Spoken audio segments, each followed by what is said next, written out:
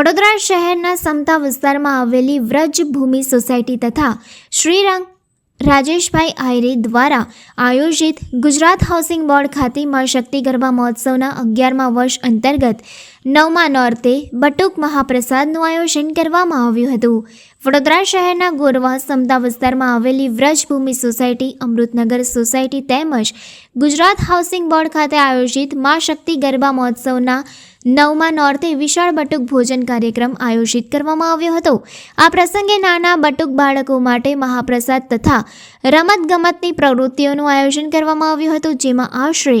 800થી 1000 બટુક બાળકોને ભોજન કરાવવામાં આવ્યું। કાર્યક્રમમાં ખાસ ઉપસ્થિતિમાં વોર્ડ નંબર 9ના યુવા કાઉન્સિલર શ્રીરંગ રાજેશ આયરે તથા ગોપાલ સોરઠિયા, મનોજ નેપાળી, નિલેશ પટેલ, હિમાંશુ અગ્રવાલ તેમજ મા શક્તિ ગરબા મહોત્સવના તમામ સભ્યો હાજર રહ્યા હતા। અંતે નાના બટુક બાળકોને ભોજન સાથે ગિફ્ટ પણ આપવામાં આવી હતી। અમારા ગરબાને 10 વર્ષ પૂર્ણ થાય છે। સમસ્ત ગુજરાત હાઉસિંગ બોર્ડ સમતા દ્વારા આયોજિત તેમજ અમારા વિસ્તારના કોર્પોરેટર શ્રીરંગભાઈ તેમજ રાજેશભાઈ દ્વારા આયોજિત આ ગરબામાં 800થી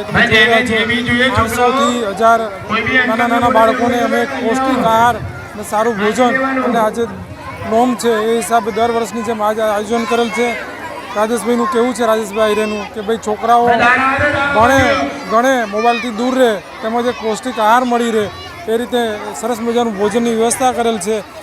અમારું ઓમસા યુવક મંડળ, વ્રજભૂમિ યુવક મંડળ, વૈકુંઠ યુવક મંડળ,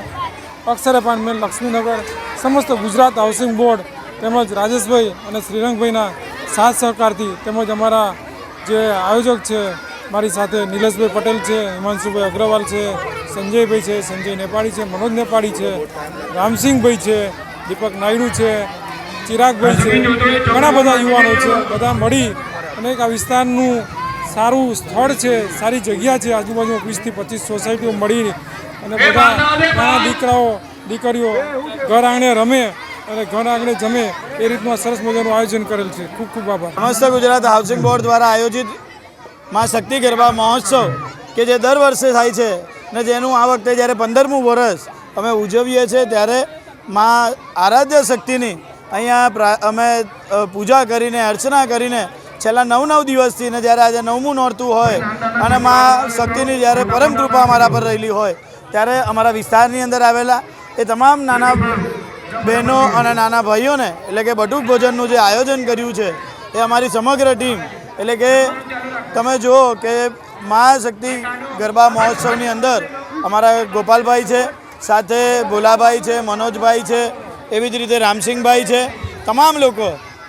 નિલેશભાઈ છે, તમામ લોકો એકત્ર થઈને દર વખતે આ ગરબાનું આયોજન કરતા હોઈએ છીએ। અને એવી જ રીતે આજે ગરબા જ્યારે થઈ રહ્યા છે ત્યારે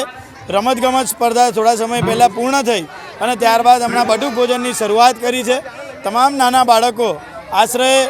800થી 900 બાળકોને આજના દિવસમાં અહીંયાથી ભોજન જ્યારે લઈને નીકળવાના છે ત્યારે તમામ જે બાળકો છે તેમને આજના દિવસે અહીંયા તમામ બટુક ભોજનનું આયોજન કરેલું છે,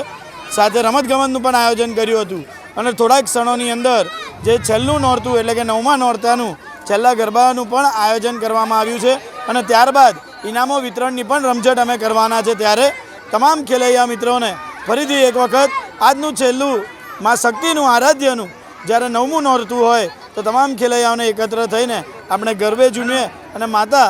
આદિશક્તિની આપણે પ્રાર્થના કરીએ કે આવી જ રીતે માં વડોદરા શહેર પર આવેલી તમામ જે દુઃખો છે, તમામ જે રોગ આવેલા છે, જે આરોગ્યની દૃષ્ટિએ આપ તમામને સ્વસ્થ રાખો શારીરિક રીતે એવી જ પ્રાર્થના કરું છું। ત્યારે આજના દિવસે બટુક ભોજનનું જે આયોજન કર્યું મા શક્તિ ગરબા મહોત્સવના તમામ આયોજકો અને સાથે ગોપાલભાઈ, સાથે નિલેશભાઈ, ભોલાભાઈ, મનોજભાઈ, રામસિંહભાઈ, તમામ લોકોનો હું ખૂબ ખૂબ આભાર માનું છું।